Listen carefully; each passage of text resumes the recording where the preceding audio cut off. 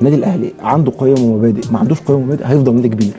نادي الزمالك نفس القصه، قيم ومبادئ خبر او معلومه غلط الطبيعي ان انت تطلع تعتذر.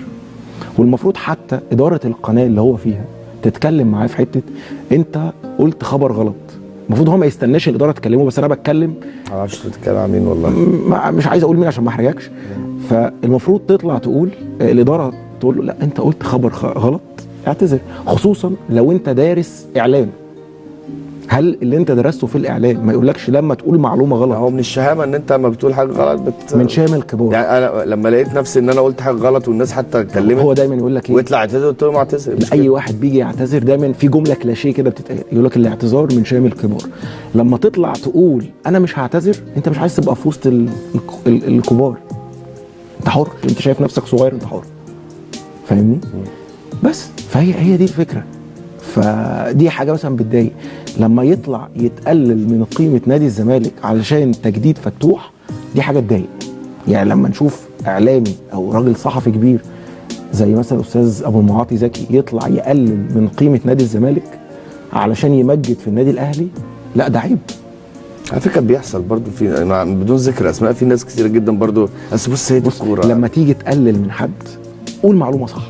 يعني ما تجيش تقول لي النادي الاهلي قيم ومبادئ ونادي الزمالك ما فيهوش يعني الحته دي، وتيجي تديني امثله بامثله كلها غلط. بس مش كل واحد يعني مثلا هقول لك على حاجه. لما تيجي تقول لي النادي الاهلي من قيم ومبادئ ان اللي بيهرب ما بيرجعش، وتضربني مثلا مثال بالحضري، حلو الحضري مشي وما رجعش، بس كام لعيب تاني هرب من النادي الاهلي ورجع؟ هنروح بعيد ليه؟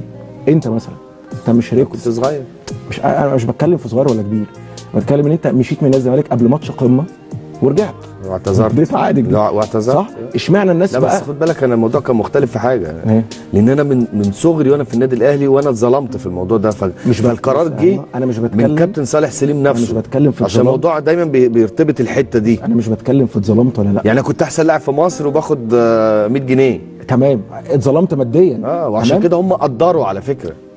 حلو فده حلو، قدروك. يبقى ما تجيش تقول مثلا حاجه ثانيه لما يطلع بلاش مثلا مثال الحضري، وانت لما تطلع تقول لي ابراهيم هاني سعيد اللي هو هرب من النادي الاهلي برضه وهو صغير، تطلع تقول لي يا استاذ ابو المعاطي ان هو بس هاني ما رجعش. بس الاهلي تعاقد معاه. لا ما رجعش، هاني مشي ما رجعش تاني. كابتن في 2005 او 2006 النادي الاهلي مضى هاني سعيد بعد ما مضى في نادي الزمالك، وحصل ما لعبش في الاهلي بس مضاه. لا ما اعرفش. لا مضاه وراح واتوقف لانه مضى الناديين.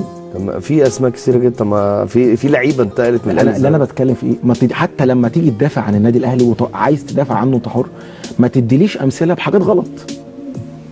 ده اللي انا بتكلم فيه، اديني امثله بحاجات حقيقيه علشان تثبت وجهه نظرك. اديني مثال على ارض الواقع انا اشوفه. بس هل مثلا اللي بيطلع يتكلم مثلا ابراهيم مثلا طلع يتكلم عن النادي الاهلي او مرغني قبل بس ما اتكلم، انا مقتنع ان مفيش حاجه اسمها قيم ومبادئ في الكوره، في حاجه اسمها مصلحتي فين، وفي احتراف.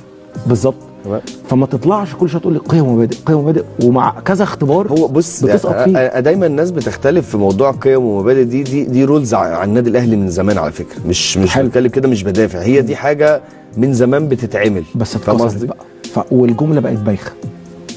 مش قصدي تقليل من النادي الاهلي. بص النادي الاهلي عنده قيم ومبادئ، ما عندوش قيم ومبادئ هيفضل نادي كبير. نادي الزمالك نفس القصه، قيم ومبادئ هل مثلا هيفضل نادي كبير.